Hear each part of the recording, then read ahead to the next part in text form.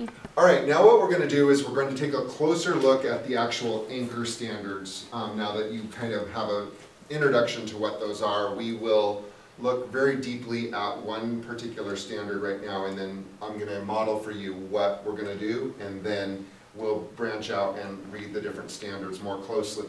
So this is called a SWOT analysis. It's a strategy you can use in your classroom as well, but we're going to use it here to get a nice deep look at the standards. It's a really nice strategy to use in your classroom for any kind of deep reading that you want kids to do. So it could be informational text, is really where I use it. They can read that and identify with it on a personal level. So what we're going to do is, you see each of the four categories in your note catcher.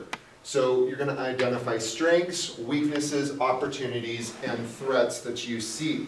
So what I want you to think about on this half, the strengths and weaknesses, is as a teacher, analyze yourself as a teacher according to the standards. So as you read through the standards, the writing standards is what we're using for our example right now, you're going to identify strengths and weaknesses that you feel with your practice that you're strong with or that you could get better at.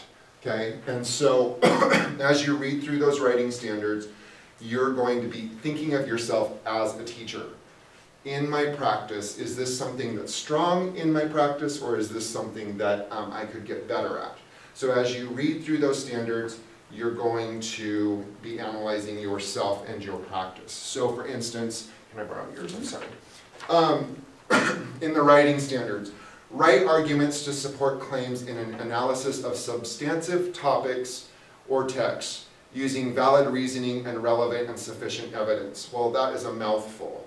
So we want kids to be reading that deeply and understanding the text in there, and it's really complex text. So when we read through that, I'm going to identify on a personal level what my strengths and weaknesses are with that standard. And mathematics, I'm a math teacher, as you all know, so we do a lot of arguments. They're mathematical arguments, so they don't look quite like social studies or English, but we are arguing on a mathematical level. So I can identify with this. It is not one of my strengths. For that standard, I would label that as a weakness of mine and something that I want to get better at. Okay, so that's the first half. The second half then is, as I look through the standards, I can say, well, what opportunities do I have to get better in that area? And then what are some obstacles that I see? Okay, well for me, argument is just really something that I have to think about. Okay, I've been pretty traditional in my math instruction, so yeah, we're kind of arguing, but I think I can get better at that. Maybe I see a connection here that kids need to have more conversations with each other and argue mathematically. So an opportunity for me would be maybe like more group work. Okay, it's an opportunity that I need to think about to implement that standard better. Obstacles, I'm going to really need to go problem digging. I need problems that kids are going to be able to argue about. And so I see that as a threat that I'm going to have to go out and really spend a lot of time looking for things that are going to get at that standard of writing arguments. And so I don't have a lot of resources in my district that will do that, so I'm going to have to do a lot more in terms of searching, so the threat is more work and more time. Of course, that's always going to be one of the threats. So what I would like you to do now is, at your tables, read through the rest of those writing standards and for yourself analyze the strengths, weaknesses, opportunities, and threats by standard. Okay? So I'm envisioning you can just write the number of standard in there, or you could put some keywords from the standard. You don't have to write the whole thing, just a note catcher. And then over here, think about your opportunities and threats for that standard. And then work through all 10 of the writing standards, and then we will do a group share out. Okay, go ahead.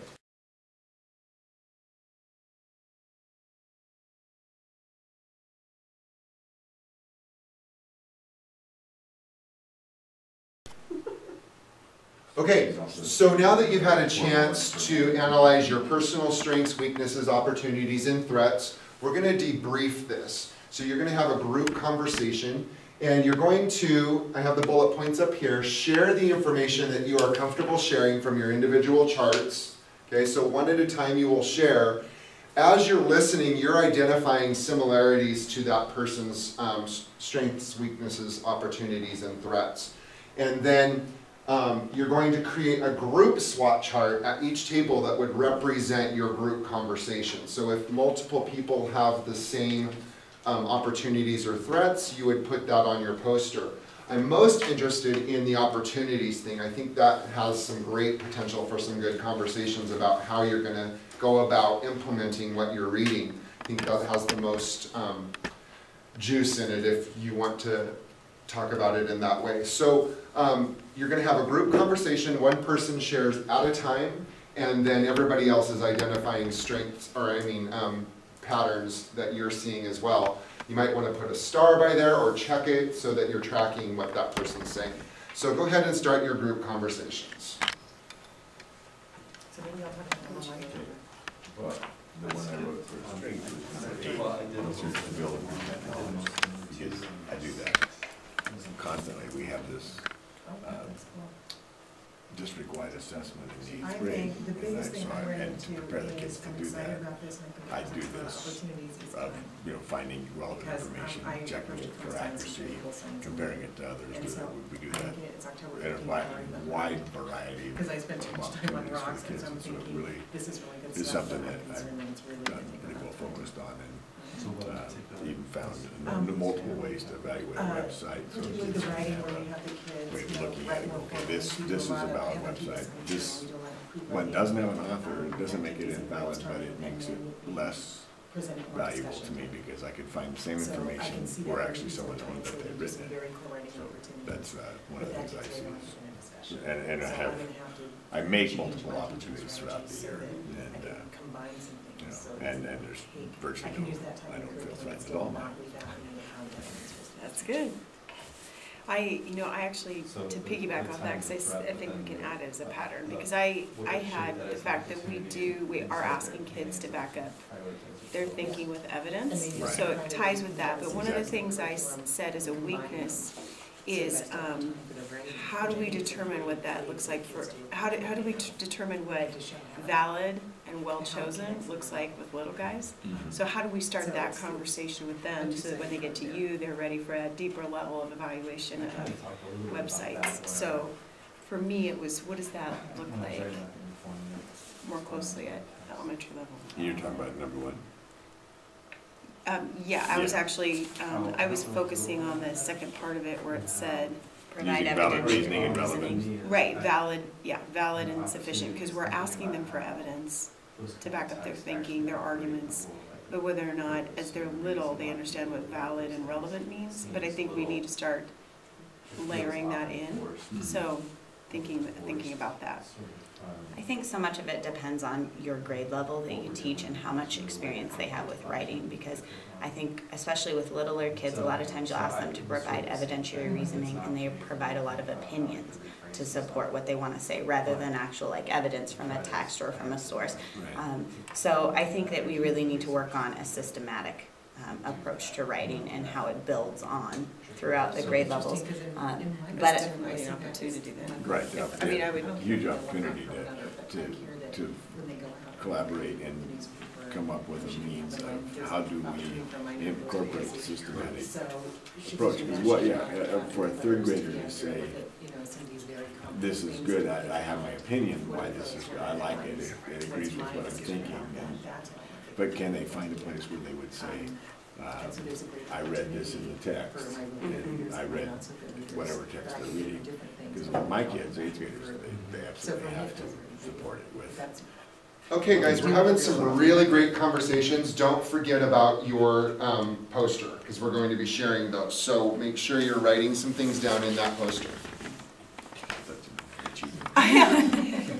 One of the things I picked up on that same note was in the elementary school, we spent a lot of time. that idea of it that early, and I'm not sure where it fits, if it even fits on our chart. I think it's a continuing pattern because it's that earliest levels of even just sorting a fact from opinions.